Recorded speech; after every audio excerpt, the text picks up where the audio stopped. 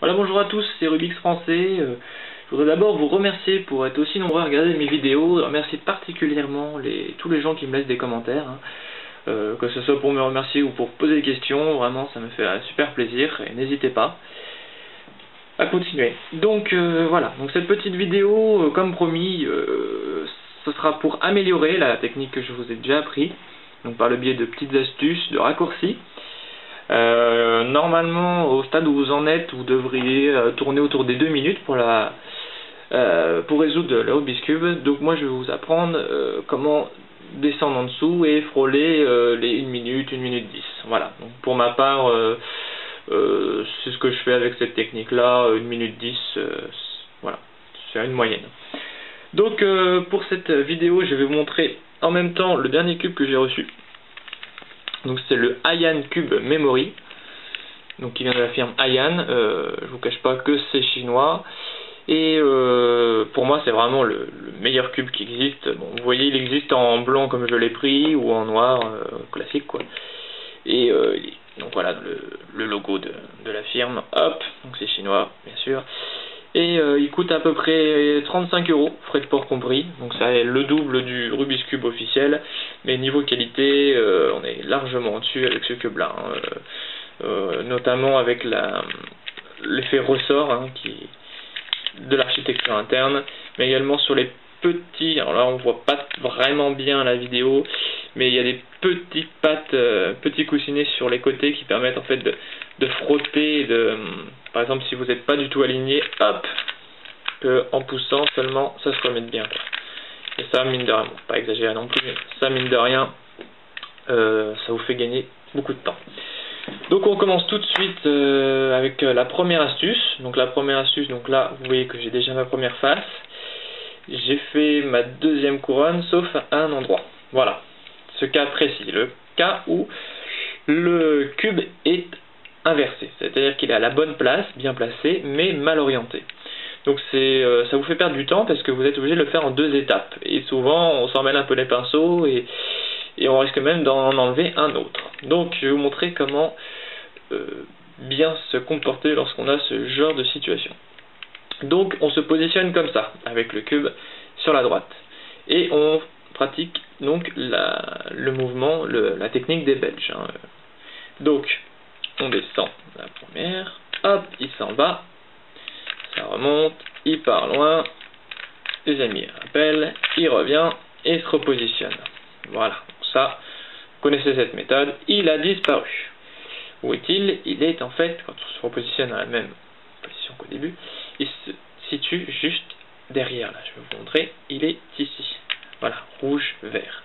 On se remet comme ça, et à ce moment-là, on le met, hop, on tourne, vous voyez, on tourne vers la droite, et normalement, on est en bonne position pour refaire une seconde fois la technique du Belge, et ainsi l'avoir bien positionné. Donc, c'est parti. Hop, il remonte, il repart, hop, les autorités viennent le chercher, et il remonte. Et là, vous voyez qu'il est bien placé. Je vous refais une seconde fois, donc je l'enlève, et donc je le repositionne, mais inversé. Voilà.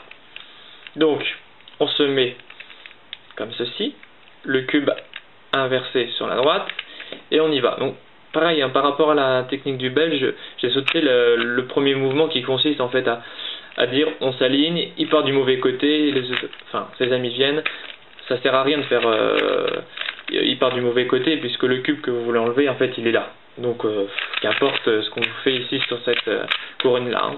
Donc on considère que hop, ses amis viennent le chercher. Il revient, ses amis repartent. Mais hop, il repart encore. Donc les autorités viennent. Et hop, lui il revient. Nous voici dans cette position. On y reste. On n'oublie pas de faire pivoter la couronne d'en bas vers la droite une seule fois. Et on recommence la même opération. Hop, il part. Tac, les autorités viennent. Il revient. Et on remet le tout. Voilà. Donc à partir de là, vous avez vos 2 couronnes. Donc voilà, jusque là c'était la première astuce.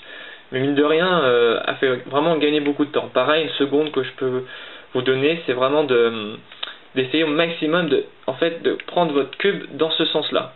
Donc la face que vous avez terminée vers le bas, et ça vous permettra de voir qu'est-ce qui reste comme cube à placer. Donc tous les cubes où vous avez du jaune, ceux-là vont rester sur cette face-là.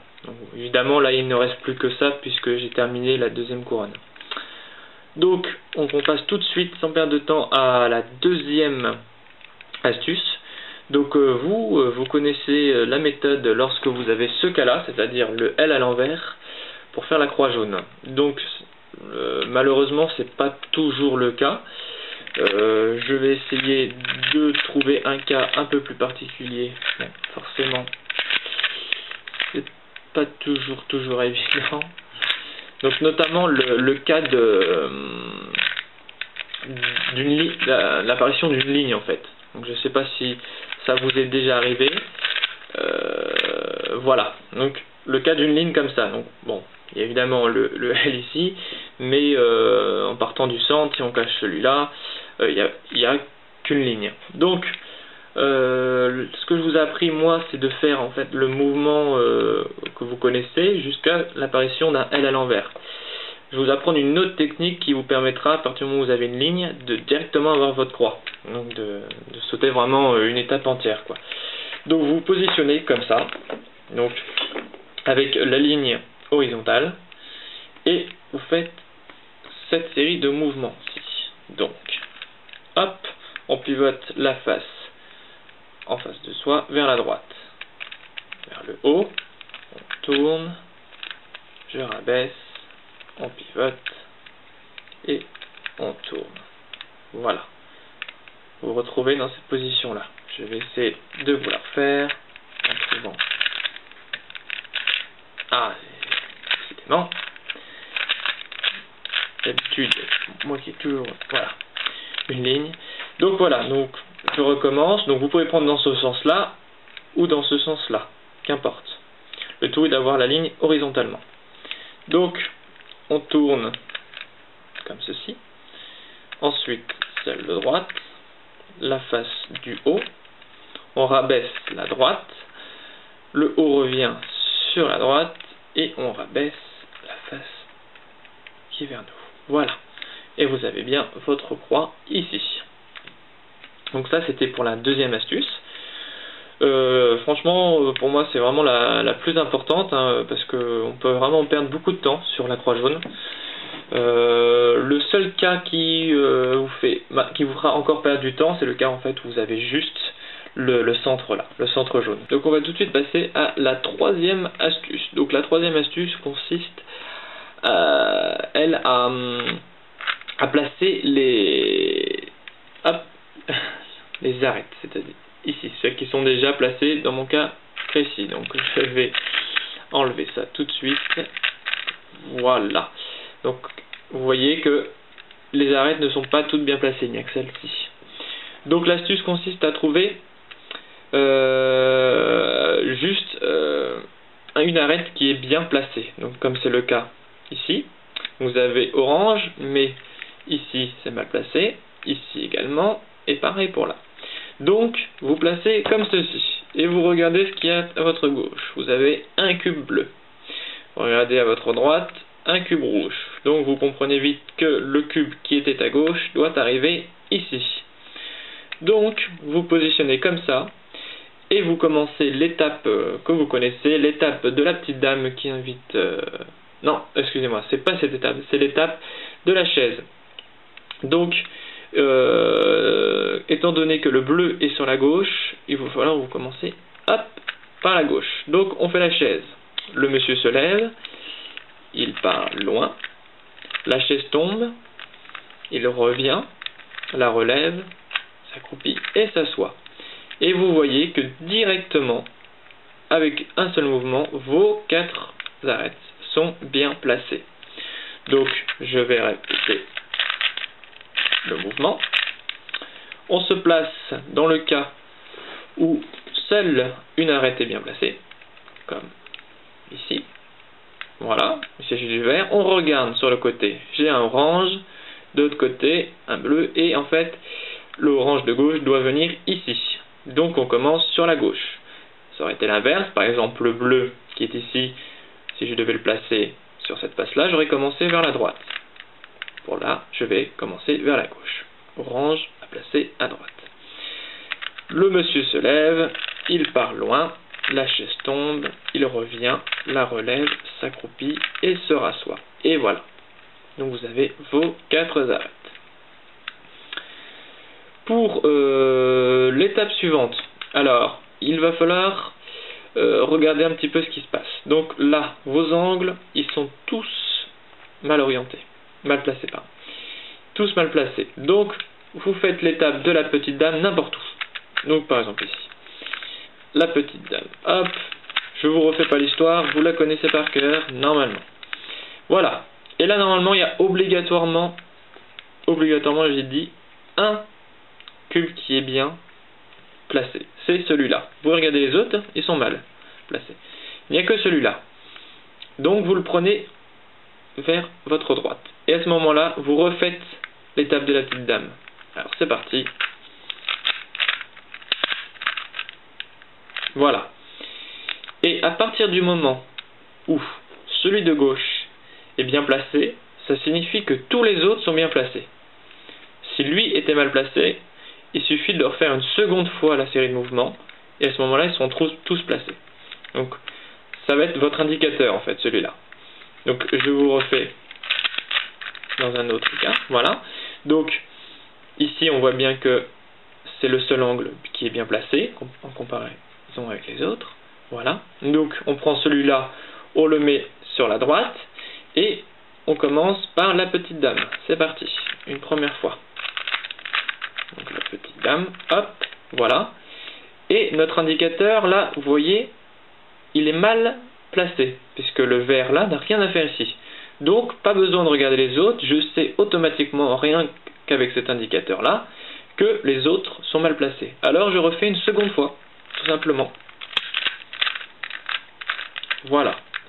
Et là, mon indicateur me dit, je suis bien placé, donc les deux autres de derrière également. Vérification.